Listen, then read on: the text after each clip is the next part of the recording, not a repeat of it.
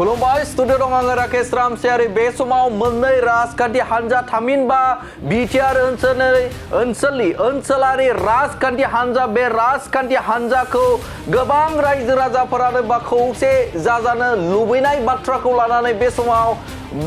समाव MLA Lawrence इस्लारिया थामहिनबा बिटिआरनि सासे सागानगिरि बिथां लरेन्स इस्लारिया गोख्रों बाथ्रा बुंनायखौ नुनो मोन्दों। बिथाङा बे समाव जे खौसेथिनि गारांखौ बा खौसेथि जाजानायखौ बिथाङाबो हास्थायो होननानै बाथ्रा बुंदों थामहिनबा बिथाङाबो लुबैयो होननानै बाथ्रा बुंदों। मख'जाथावदि जे सिगांनि सानाव दुलाराय बर' फरायसा आफादनि जे आफादगिरि बिथाङा गावनि अफिसियेल फेसबुक पेजनि गेजेरजों बिथाङा लिरदोंमोन जे बे समाव बर' हारिनि जे थामोनथानि थाखाय बर'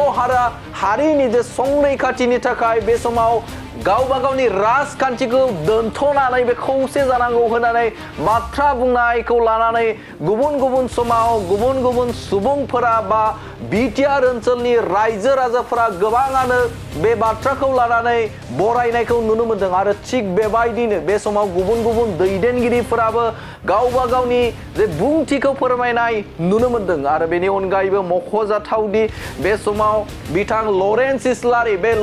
इस्लारियाबो गिबि खेबनि थाखाय बिथाङा खुगा बेखेवदों जे गोजोनथि आरो खौसेथिनि थाखाय आरो बे समाव बिटिआरनि जौगाथायनि थाखाय खौसेनि गारांजों बा ओनसोलारि राजखान्थिफोरखौ खौसे जाजानायखौ हास्थायो होननानै बाथ्रा बुंदों बिथां लरेन्स इस्लारि बिथाङा बुंदों जे सिगांनि सानाव थामहिनबा बिथाङा जेब्ला दुलाराय बर' फरायसा आफादाव दङमोन आरो बै समावनो खौसे जानायनि बाथ्राखौ बिथाङानो मख'दोंमोन होननानै बाथ्रा बुंदों आरो खौसे जायो बा जानायखौ हास्थायदोंमोन होननानै बुंदों आरो बै समावनो नाजाबाय थादोंमोन होननानै बाथ्रा बुंदों बिथां लरेन्स इस्लारिया। आथिखालाव जुदि मोननै राजखान्थि हान्जाया थामहिनबा बिटिआर ओनसोलनि जे थामहिनबा ओनसोलारि राजखान्थि हान्जाया जुदि खौसे जायोब्ला बे खौसे जानायखौ आं बराय होननानै बाथ्रा बुंदों मानोना सिगांनि समाव जिहेथु जों खौसेखौनो हास्थायखादों आरो खौसे हास्थायनानैनो बे समाव जोङो दङ होननानै बाथ्रा बुंदों आरो जेब्लानो बे समाव गुबुन आफादनि दैदेनगिरिफोर जे बुंनाय बाथ्रा थामहिनबा दुलाराय बर' फरायसा आफादनि जे आफादगिरि बिथां दिपेन बर' बुंनाय बाथ्राखौ बिथाङा बरायदों होननानै बाथ्रा बुंनायखौ नुनो मोन्दों आरो बिटिआर ओनसोलनि जौगाथायनि थाखाय बिटिआर ओनसोलनि जे गोजोन आरो खौसेथिखौ समानै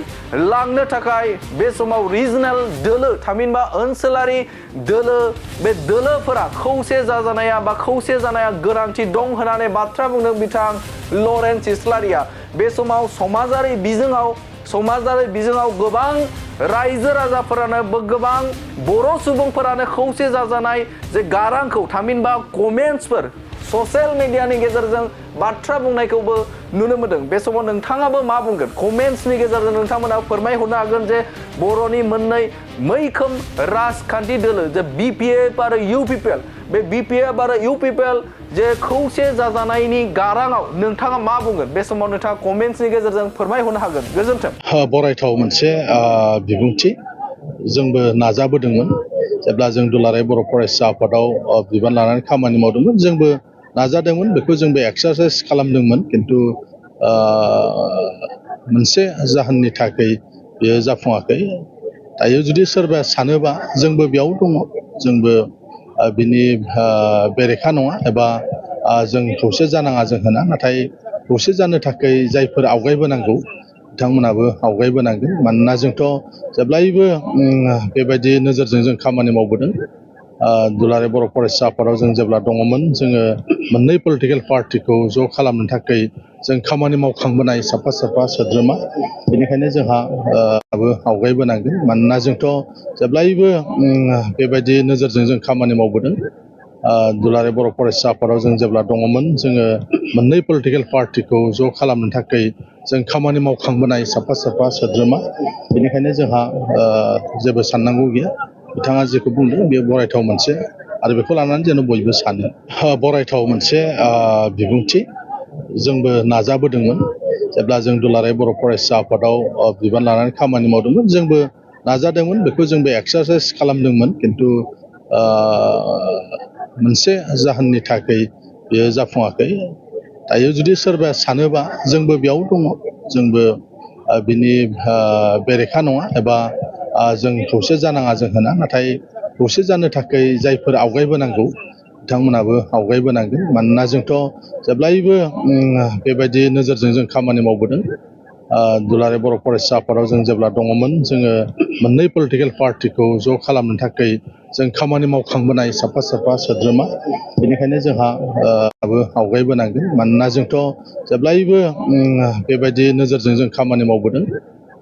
दुलाराय बर' फरायसा आफादाव जों जेब्ला दङमोन जोङो मोननै पलिटिकेल पार्टिखौ ज' खालामनो थाखाय जों खामानि मावखांबोनाय साफा साफा सोद्रोमा बेनिखायनो जोंहा जेबो साननांगौ गैया बिथाङा जेखौ बुंदों बेयो बरायथाव मोनसे आरो बेखौ लानानै जेन बयबो सानो बरायथाव मोनसे बिबुंथि जोंबो नाजाबोदोंमोन जेब्ला जों दुलाराय बर' फरायसा आफादाव बिबान लानानै खामानि मावदोंमोन जोंबो नाजादोंमोन बेखौ जोंबो एक्सारसाइज खालामदोंमोन खिन्थु मोनसे जाहोननि थाखाय बेयो जाफुङाखै दायो जुदि सोरबाया सानोबा जोंबो बेयाव दङ जोंबो बिनि बेरेखा नङा एबा जों खौसे जानाङा जों होना नाथाय खौसे जानो थाखाय जायफोर आवगायबोनांगौ बिथांमोनाबो आवगायबोनांगोन मानोना जोंथ' जेब्लायबो बेबायदि नोजोरजों जों खामानि मावबोदों दुलाराय बर' फरायसा आफादाव जों जेब्ला दङमोन जोङो मोननै पलिटिकेल पार्टिखौ ज' खालामनो थाखाय जों खामानि मावखांबोनाय साफा साफा सोद्रोमा बेनिखायनो जोंहा आवगायबोनांगोन मानोना जोंथ' जेब्लायबो बेबायदि नोजोरजों जों खामानि मावबोदों दुलाराय बर' फरायसा आफादाव जों जेब्ला दङमोन जोङो मोननै पलिटिकेल पार्टिखौ ज' खालामनो थाखाय जों खामानि मावखांबोनाय साफा साफा सोद्रोमा बेनिखायनो जोंहा जेबो साननांगौ गैया बिथाङा जेखौ बुंदों बेयो बरायथाव मोनसे आरो बेखौ लानानै जेन बयबो सानो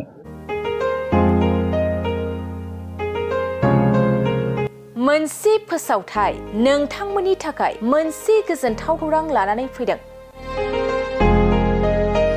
अदालगुरि जिल्लानि सिङाव थानाय डिमाकुसि बरंगाजुलिनि पिपल हलियाव लानानै फैदों नोंथांमोननो लेब्रा मुंनि गंसे गोदान रिजर्ट नोंथांमोना बे लेब्रा मुंनि गंसे गोदान रिजर्टखौ तामुलपुर रडनिफ्राय फैब्ला सुख्लाय ब्रिजनि आगदा आरो अदालगुरि रडनिफ्राय फैब्ला सुख्लाय ब्रिजनि सिगाङाव आगसिथिंजाय मोननो हागोन लेब्रा मुंनि गंसे गोदान रिजर्टआ नोंथांमोननो गोसोबायदि सुबिदा खालामनानै होनाय जादों नोंथांमोना बे लेब्रा रिजर्टआव बर'नि गासै जाग्रा जामुंखौनो मोननो हानायजों लोगोसे बेवहाय नोंथांनि सुबिदा बायदि अर्डार खालामनानै जानो हागोन जुदि नोंथांमोना तामुलपुरनिफ्राय अदालगुरिसिम थांनाय समाव ओंखामजों लोगोसे बायदिसिना जालांनो गोसो दंब्ला नैबे 8638879656 जानबुं नम्बराव कल खालामनानै सिगांग्रो अर्डार खालामहरनो हागोन